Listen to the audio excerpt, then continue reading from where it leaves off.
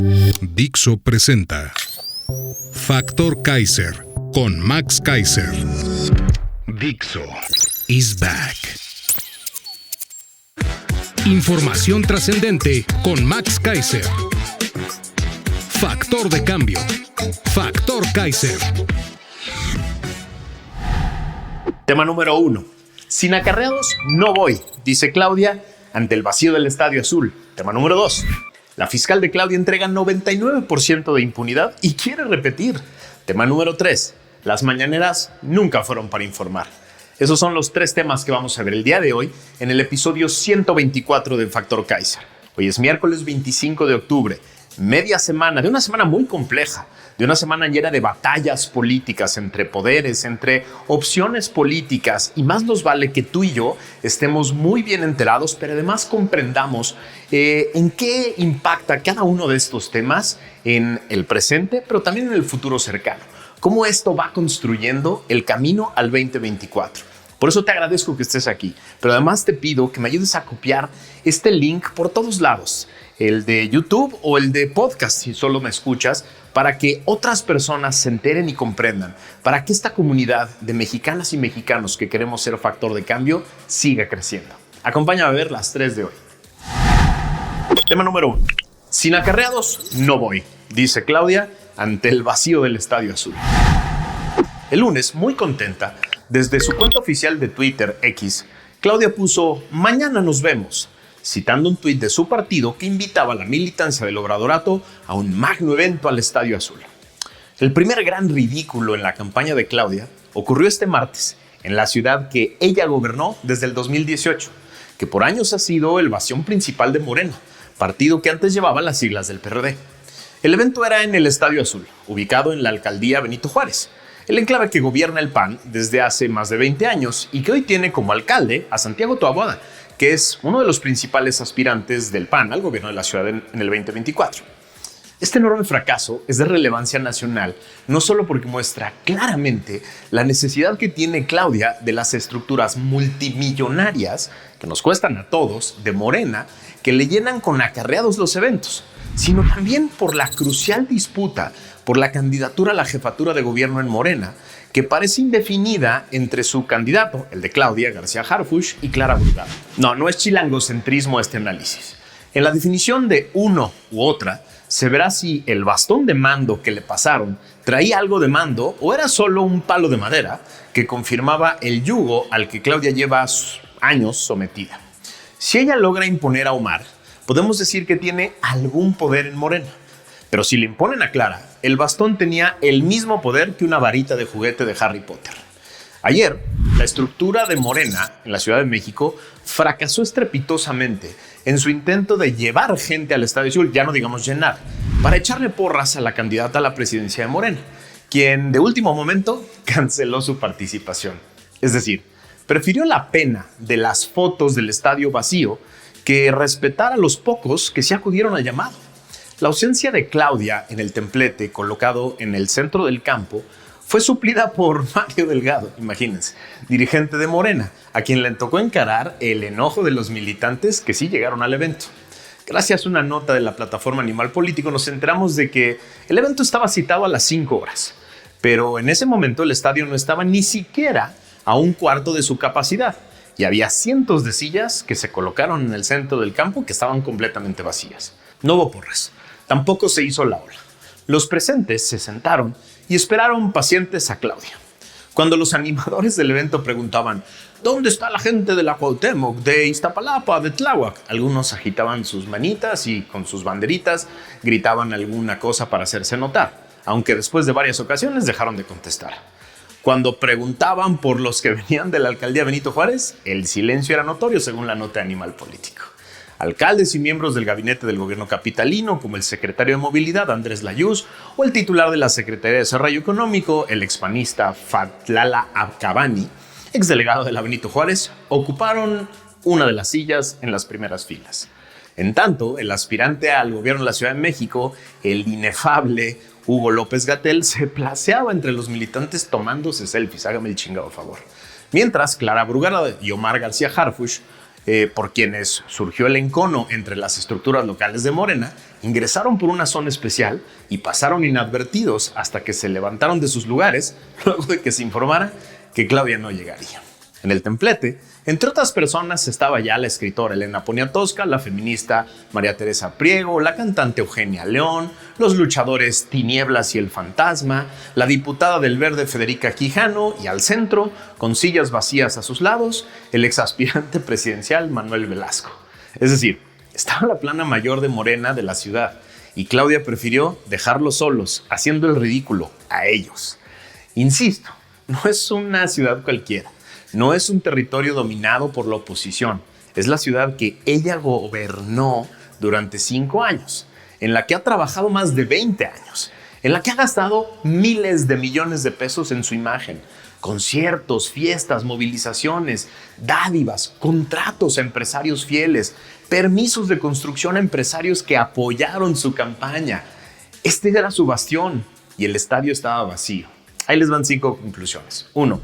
Claudia ha requerido millones de pesos de gastos, acarreos y estructuras para mantener la ilusión de que es una candidata fuerte y querida. Es decir, las plazas llenas han sido una ilusión. 2. Ni en su plaza mueve gente por convicción, cuando no hay millones de gasto en promoción de los eventos y los acarreos masivos. 3.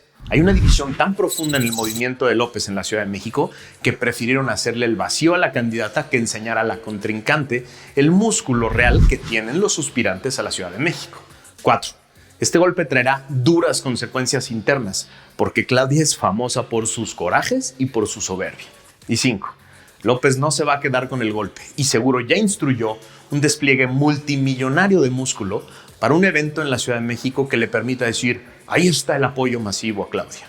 Mientras, todos los que no somos de la secta del Obradorato podemos sonreír felices ante este rotundo e ilustrativo fracaso que tiene que llenar de ánimo a todo el mundo.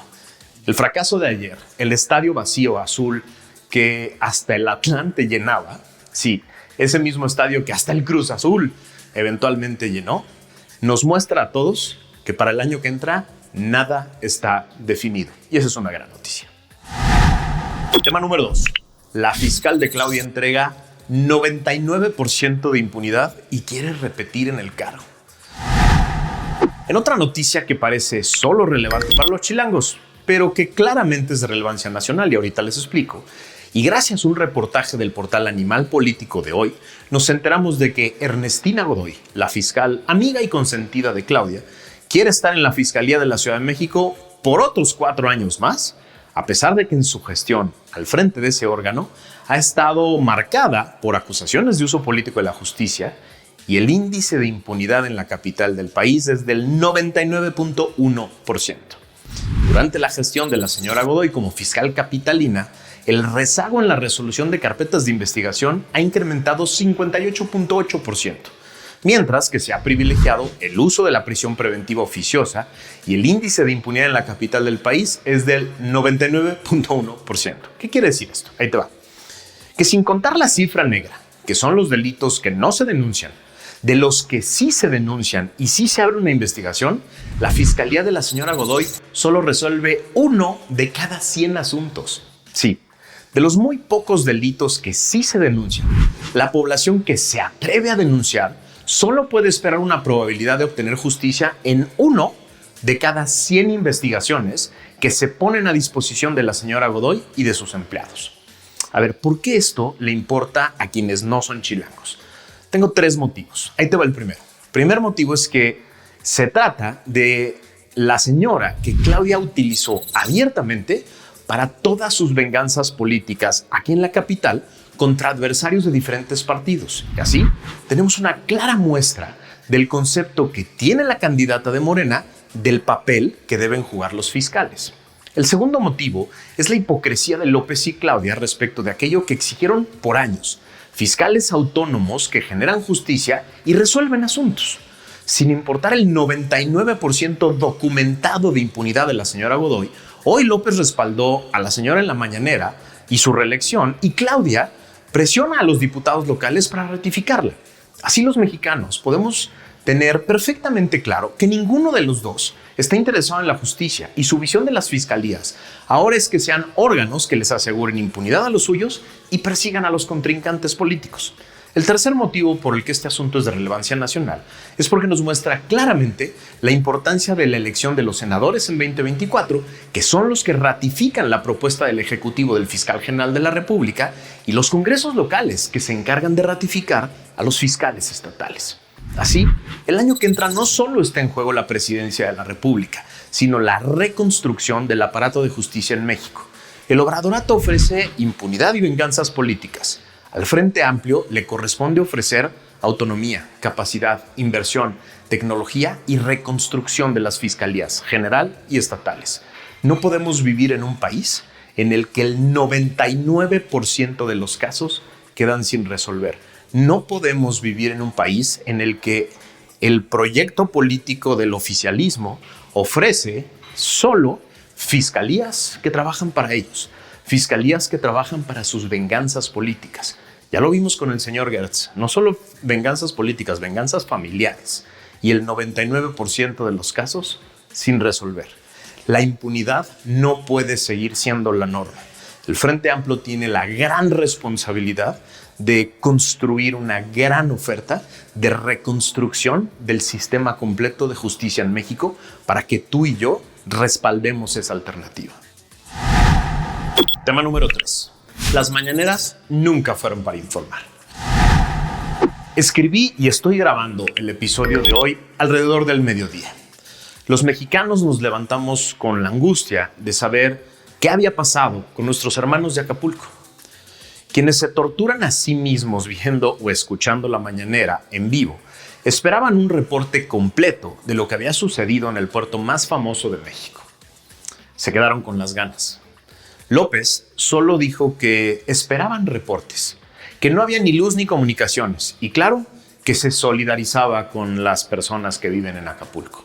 Luego, siguió con sus ataques al Poder Judicial y sus porras a la señora Godoy. ¿No hay una base del Ejército y de la Armada de México en Acapulco? ¿No tuvieron nada que reportarle los militares al presidente? ¿No era un buen momento para dar instrucciones a diferentes órganos de gobierno y recomendaciones de seguridad a la población? El presidente decidió que no, que era mucho más importante continuar con sus mentiras y con sus ataques al Poder Judicial. Las imágenes llegan a cuentagotas desde Acapulco, porque no hay señal de internet y no hay electricidad en muchos lugares. En Factor Kaiser esperamos de verdad que no haya pérdidas humanas que lamentar y que la destrucción material que hasta ahorita se alcanza a ver sea recuperada y reconstruida pronto con la solidaridad de todos los mexicanos. El viernes haremos aquí un balance de lo sucedido. La pregunta que nos ocupa hoy es ¿para qué carajo sirven entonces las infames mañaneras? Para ningún otro fin que no sea hacer propaganda, nada más. Ni siquiera en estos momentos de la mayor emergencia y drama humano sirve para reportar cosas importantes, para dar instrucciones a las diferentes organizaciones, instituciones y órdenes de gobierno y recomendaciones a la población. No sirve para eso. Y aún así, los medios de comunicación masiva insisten no solo en pasarlas íntegras en vivo en sus diferentes portales digitales, sino que además retransmiten las mentiras específicas que dice a diario, sin aclaración ni comentario alguno, en sus diferentes canales y portales. Hoy, a todo México le debería de quedar perfectamente claro que la infame mañanera siempre ha sido solamente un burdo instrumento de propaganda, que distorsiona las competencias electorales, que inhibe la libertad de expresión, que se utiliza para golpear y estigmatizar a los críticos del gobierno y que no sirve para ni madres, más que para darle 2 horas de ocupación al señor que solo trabaja de 7 a 9 de la mañana. Esperábamos que hoy, de 7 a 9 de la mañana, cuando sí trabaja, los mexicanos tuviéramos alguna información relevante sobre esta emergencia grave que tocó seguramente de manera muy dura a muchos mexicanos. Ni para eso sirve la pinche mañanera. Es momento de que tú y yo empecemos a exigir cuentas claras. Muchos se tragaron el cuento durante años de que la mañanera era un ejercicio de transparencia y de información. A todo mundo nos tiene que quedar claro que no. No es en la mañanera donde vamos a encontrar la información relevante de lo que está pasando en el gobierno. Y por eso tú y yo tenemos que hacer un ejercicio mucho más complejo de exigirle cuentas claras a este gobierno. ¿Por qué? Por una cosa muy sencilla. Porque la candidata Claudia está ofreciendo obradorato, igualito, lo mismo pero más barato con ella. Pero no, mucho más caro, porque cuesta miles de millones su campaña. Entonces, si ella ofrece obradorato, más nos vale a todos tener claro qué carajos es eso. ¿Qué logró? ¿Cuáles son los resultados concretos? ¿Cuáles son los datos concretos de este gobierno? Y no los vamos a obtener en la mañanera. Tenemos que hacer un ejercicio de exigir cuentas en todos los rubros de gobierno para tener una claridad de qué pasó. ¿Qué pasó con los miles de millones que tuvieron a su disposición? Que le han robado hasta fideicomisos, que le han robado las medicinas y a otros temas de gobierno. ¿Qué hicieron con ese dinero? Lo tenemos que exigir para poder generar un criterio propio y poder definir qué queremos hacer con nuestro voto en 2024. Gracias por haberme acompañado. Acuérdate de compartir esto por todos lados, de copiar este link en YouTube o en podcast y mandarlo a todos tus chats y a todas tus redes sociales para que poco a poco esta comunidad, que ya tiene más de 12,000 suscriptores en YouTube y muchos más en las diferentes redes sociales, siga creciendo y nos convirtamos tú y yo en un factor de cambio. Nos vemos el viernes. Dixo is back.